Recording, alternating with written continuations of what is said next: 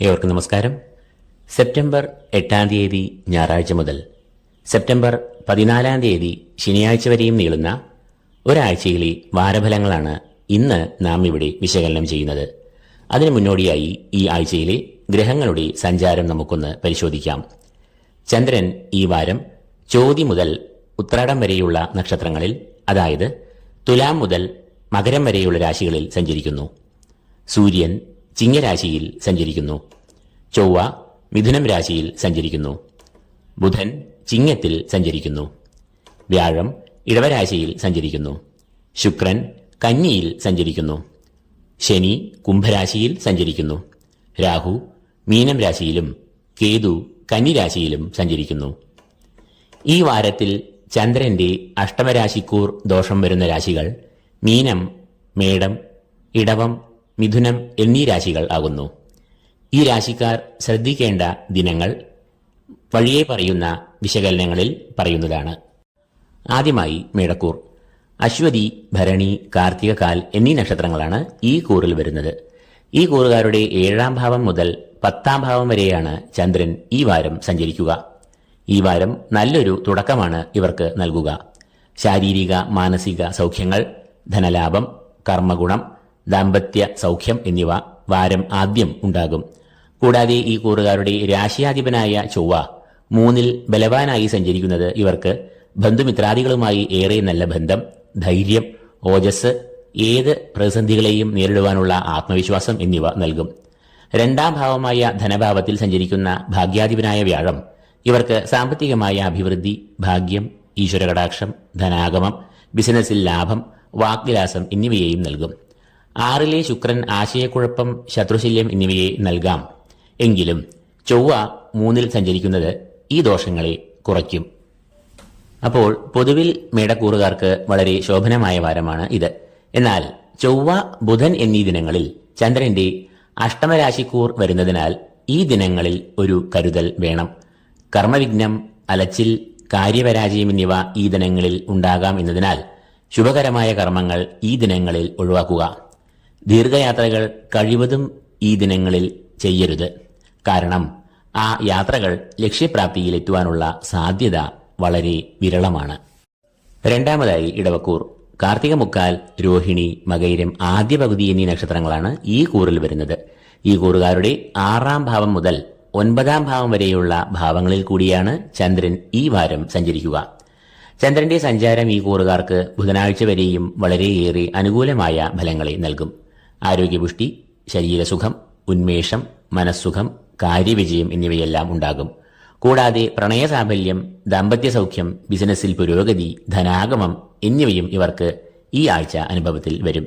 എന്നാൽ വ്യാഴം, വെള്ളി എന്നീ ദിനങ്ങളിൽ സുപ്രധാനമായ തീരുമാനങ്ങളോ ഉടമ്പടികളോ ഒന്നും എടുക്കുകയോ ഒപ്പുവെക്കുകയോ ചെയ്യരുത്.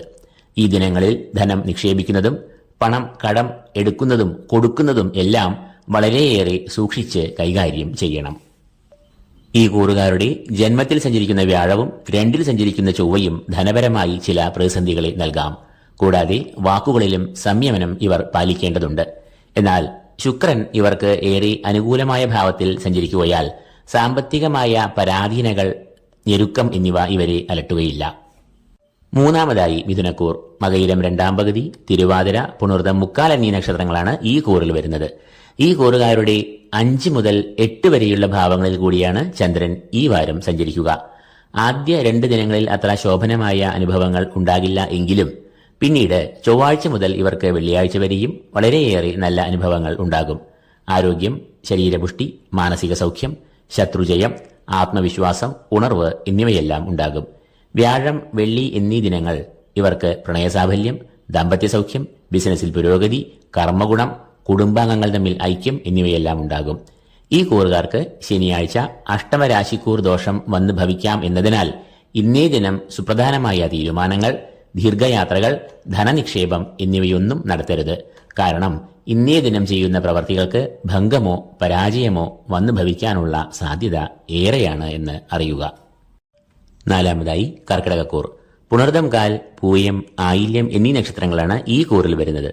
ചന്ദ്രൻ ഈ കൂറുകാരുടെ 4 മുതൽ 7 വരെയുള്ള ഭാവങ്ങളിലായി ഈ വാരം സഞ്ചരിക്കും. ഈ കൂറുകാർക്ക് വ്യാഴാഴ്ച വരെയും ചില കർമ്മവിഘ്നങ്ങൾ, തടസ്സങ്ങൾ, മാനസികമായ സംഘർഷങ്ങൾ, കുടുംബത്തിലൊരു സുഖക്കുറവ് എന്നിവ ഉണ്ടാകാം. എന്നാൽ വ്യാഴാഴ്ച മുതൽ ഇവർക്ക് ദിനങ്ങൾ ഏറെ അനുകൂലം ആകും. സർവ്വതടസ്സങ്ങളും അവ്യക്തതകളും നീങ്ങി കാര്യങ്ങൾ എളുപ്പമാകും.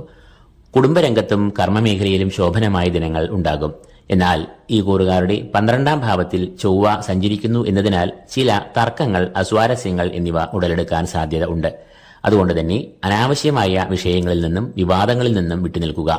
വ്യാഴം, ശുക്രൻ, ബുധൻ എന്നീ ഗ്രഹങ്ങൾ നിലവിൽ ഏറെ അനുകൂലമായ ഭാവങ്ങളിൽ സഞ്ചരിക്കുന്നതിനാൽ ഇവർക്ക് സാമ്പത്തികമായ പ്രതിസന്ധികൾ, കടബാധ്യതകൾ എന്നിവയൊന്നും അലട്ടില്ല. 2ലെ ബുധൻ ബന്ധുമിത്രാദികളുമായി നല്ല ബന്ധം പുലർത്തുവാൻ സഹായിക്കും. വിദ്യാകാരകനായ ബുധൻ ഈ അനുകൂലാവസ്ഥയിൽ ആയതിനാൽ വിദ്യാർത്ഥികൾക്കും ഈ വാരം ഏറെ അനുകൂലം ആകും. 5ാമതായി ചിങ്ങക്കൂർ. മകം, പൂരം, ഉത്രം, കാൽ എന്നീ നക്ഷത്രങ്ങളാണ് ഈ കൂറിൽ വരുന്നത്. ഇവർക്ക് ഗുണദോഷ സമ്മിശ്രമായ ഒരു വാരമാകും ഉണ്ടാകുക. ഈ കൂറുകാരുടെ ധനഭാവത്തിൽ സഞ്ചരിക്കുന്ന ശുക്രൻ ഇവർക്ക് സാമ്പത്തികമായ ഉന്നതികൾ, ധനാഗമം, ബിസിനസ്സിൽ പുരോഗതി എന്നിവയെ എല്ലാം നൽകും. കൂടാതെ ചൊവ്വ നിലവിൽ ഈ കൂറുകാരുടെ സർവാഭീഷ്ടസ്ഥാനമായ 11ലും സഞ്ചരിക്കുന്നു. അത് കാര്യവിജയം, അഭീഷ്ടസിദ്ധി, കർമ്മരംഗം, പഠനം എന്നിവയിലെല്ലാം മികവ് എന്നിവയെ എല്ലാം നൽകും. കുടുംബത്തിലും ഏറെ സൗഖ്യം അനുഭവപ്പെടും.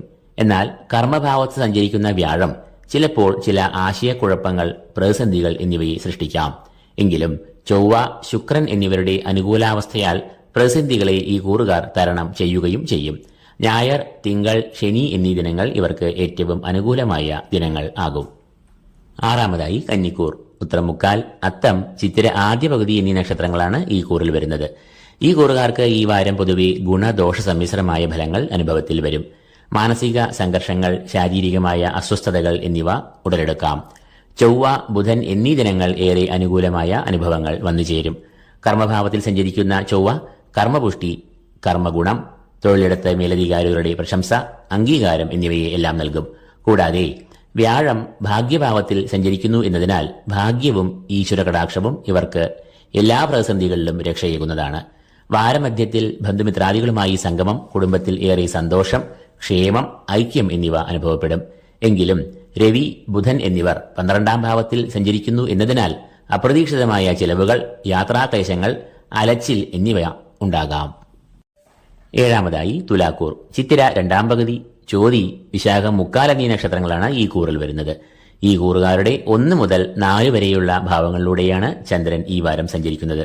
ഞായർ, തിങ്കൾ, വ്യാഴം, വെള്ളി എന്നീ ദിനങ്ങൾ ഏറ്റവും മിഴിവുറ്റതാകും. ഈ ദിനങ്ങളിൽ മാനസികമായും ശാരീരികമായും സന്തോഷം, സൗഖ്യം എന്നിവ ഉണ്ടാകും. ദാമ്പത്യബന്ധം, കുടുംബബന്ധം എന്നിവയിൽ ഏറ്റവും ഊഷ്മളതയും ഐക്യവും സ്നേഹവും പുലർത്തും. ബന്ധുമിത്രാദികളുമായി ഏറെ നല്ല ബന്ധം പുലർത്തും. ആത്മവിശ്വാസം വളരെയധികം വർദ്ധിക്കും. ഏത് പ്രതിസന്ധികളെയും തോൽപ്പിക്കുവാനുള്ള ആത്മബലം ഇവർക്ക് ഉണ്ടാകും. കൂടാതെ സർവാഭീഷ്ടസ്ഥാനമായ 11ാം ഭാവത്തിൽ സൂര്യനും ബുധനും യോഗം ചേർന്ന് നിൽക്കുന്നത് ഈ കൂറുകാർക്ക് സാമ്പത്തികമായും കുടുംബപരമായും ഔദ്യോഗികപരമായും എല്ലാം ഉന്നതികളെ വളരെയധികം നൽകും. അതുകൊണ്ട് തന്നെ ഈ കൂറുകാർക്ക് വളരെ നല്ല ഒരു വാരമാണ് ഇത്. 8ാമതായി വൃശ്ചികക്കൂർ. വിശാഖം, കാൽ, അനീഴം, തൃക്കേട്ട എന്നീ നക്ഷത്രങ്ങളാണ് ഈ കൂറിൽ വരുന്നത്. ഈ കൂറുകാരുടെ 12 മുതൽ 3 വരെയുള്ള ഭാവങ്ങളിൽ കൂടിയാണ് ചന്ദ്രന്റെ സഞ്ചാരം. ആദ്യ 2 ദിനങ്ങൾ പ്രതികൂലമായ ഫലങ്ങളെ നൽകാമെങ്കിലും പിന്നീട് ഈ കൂറുകാർക്ക് ഉണർവ്, ഊർജ്ജസ്വലത എന്നിവ ഉണ്ടാകും. സൂര്യൻ ഈ കൂറുകാരുടെ കർമ്മഭാവത്തിൽ സഞ്ചരിക്കുന്നത് കർമ്മമേഖലയിൽ ഏറെ നല്ല ഫലങ്ങളെ നൽകും. കർമ്മപുഷ്ടി, പ്രശംസ എന്നിവയെ എല്ലാം ഉണ്ടാകും. സർവീശ്വരകാരകനായ വ്യാഴം ഈ കൂറുകാരുടെ കളത്രഭാവമായ 7ാം ഭാവത്തിൽ സഞ്ചരിക്കുന്നത് ഇവർക്ക് കുടുംബസൗഖ്യം, ദാമ്പത്യ സൗഖ്യം, ധനപരമായ പുരോഗതി എന്നിവയെ എല്ലാം നൽകും. കൂടാതെ ശുക്രൻ ഈ കൂറുകാരുടെ 11ാം ഭാവത്തിൽ സഞ്ചരിക്കുന്നത് ഇവർക്ക് സാമ്പത്തികമായ അഭിവൃദ്ധി, ധനാഗമം, സർവകാര്യ വിജയം എന്നിവയെ നൽകും. എന്നാൽ രാശ്യാധിപനായ ചൊവ്വ 8ാം ഭാവത്തിൽ സഞ്ചരിക്കുന്നു എന്നതിനാൽ ഈ കൂറുകാർ സ്വന്തം ആരോഗ്യകാര്യങ്ങളിൽ നല്ല ശ്രദ്ധ പുലർത്തേണ്ടതുണ്ട്. 9ാമതായി ധനുക്കൂർ. മൂലം, പൂരാടം, ഉത്രാടം, കാൽ എന്നീ നക്ഷത്രങ്ങളാണ് ഈ കൂറിൽ വരുന്നത്. ചന്ദ്രൻ ഈ കൂറുകാരുടെ 11 മുതൽ 2 വരെയുള്ള ഭാവങ്ങളിൽ കൂടി സഞ്ചരിക്കുന്ന ഈ വാരം പൊതുവെ ഈ കൂറുകാർക്ക് ഏറ്റവും നല്ല ഫലങ്ങളെ നൽകും. വാരത്തിന്റെ ആദ്യ ദിനങ്ങളായ ഞായർ, തിങ്കൾ എന്നീ ദിനങ്ങളിൽ ശാരീരികവും മാനസികവുമായ ഉണർവ്, ഉന്മേഷം, സൗഖ്യം എന്നിവ എല്ലാം ഉണ്ടാകും. തടസ്സങ്ങൾ ഒന്നുമില്ലാതെ കാര്യവിജയം ഉണ്ടാകുന്നതാണ്.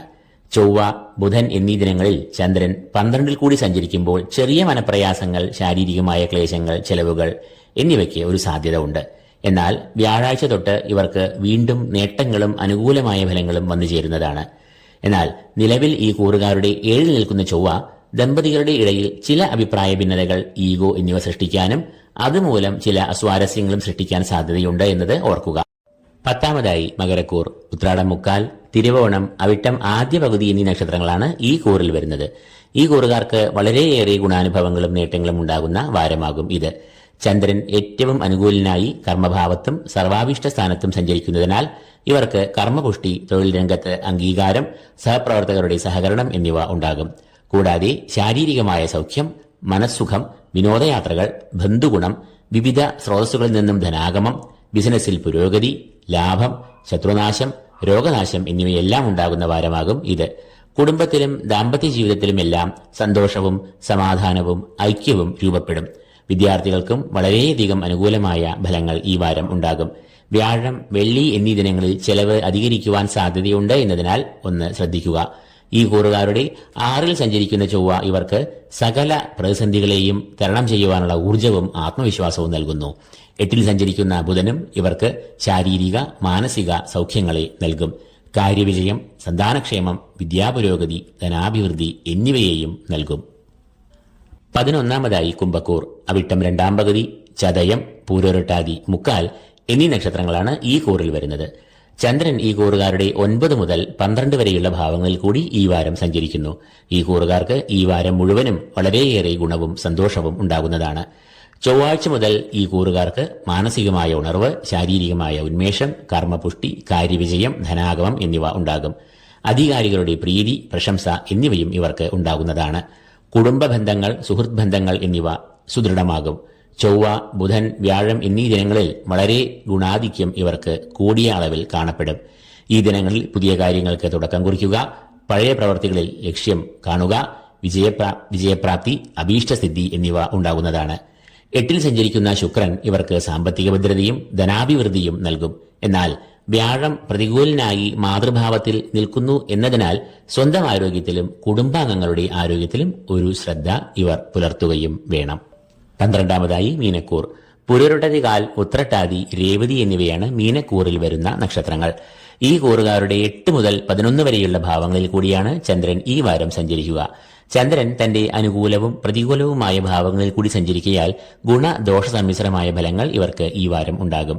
വാരത്തിന്റെ ആദ്യ ദിനങ്ങൾ, വിശേഷിച്ചും ഞായർ, തിങ്കൾ എന്നിവ പൊതുവെ അനുകൂലമായ ഫലങ്ങൾ ഉണ്ടാകുകയില്ല.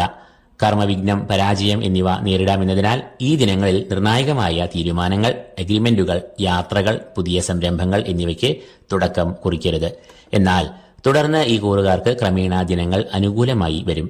ബുധനാഴ്ച മുതൽ ഉണർവ്, ഉന്മേഷം, ഊർജ്ജസ്വലത എന്നിവ കൈവരും. കർമ്മരംഗത്ത് മികച്ച പ്രകടനം കാഴ്ച വയ്ക്കുവാൻ സാധിക്കും. അധികാരികളുടെ പ്രീതി, പ്രശംസ എന്നിവ ലഭിക്കും. ധനപരമായും പ്രതിസന്ധികൾ ഒഴിഞ്ഞ് അഭിവൃദ്ധി ഉണ്ടാകും. ബിസിനസ് രംഗത്തും പുരോഗതി ഉണ്ടാകുന്നതാണ്.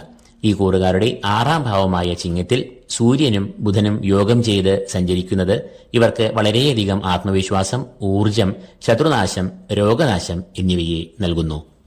അപ്പോൾ സെപ്റ്റംബർ 8ാം തീയതി മുതൽ 14ാം തീയതി വരെയും നീളുന്ന ഒരു വാരത്തിൽ 12 രാശികളിലായി വ്യാപിച്ചു കിടക്കുന്ന 27 നക്ഷത്രജാതർക്കും മേൽപ്പറഞ്ഞ അനുഭവങ്ങൾ വരാം.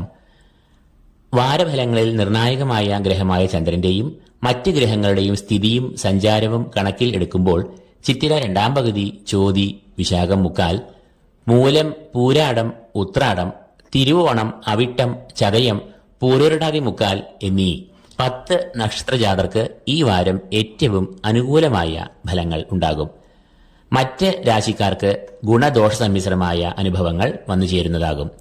ചന്ദ്രൻ അഷ്ടമരാശിക്കൂറിൽ സഞ്ചരിക്കുന്ന രാശികളായ മീനം, മേടം, ഇടവം, മിഥുനം എന്നീ രാശികൾ ചന്ദ്രൻ അഷ്ടമത്തിൽ സഞ്ചരിക്കുന്ന ദിനങ്ങളിൽ ഒരു കരുതൽ അധികമായി എടുക്കണമെന്ന് വീണ്ടും ഓർമ്മിപ്പിച്ച് കൊള്ളുന്നു. ഇതോടുകൂടി ഈ എപ്പിസോഡ് ഇവിടെ പൂർണ്ണമാകുന്നു. തികച്ചും ശാസ്ത്രീയമായി വിശകലനം ചെയ്യുന്ന ഈ വിവരണം നിങ്ങൾക്ക് ഇഷ്ടമായെങ്കിൽ ഈ വീഡിയോ ലൈക്ക് ചെയ്യുക. കൂടാതെ ഈ ചാനൽ സബ്സ്ക്രൈബ് ചെയ്യാത്തവർ സബ്സ്ക്രൈബ് ചെയ്യുക. ഏവർക്കും ഈശ്വരകടാക്ഷം നിറഞ്ഞ ഒരു വാരം ആശംസിച്ചുകൊണ്ട് നിർത്തുന്നു. നന്ദി, നമസ്കാരം.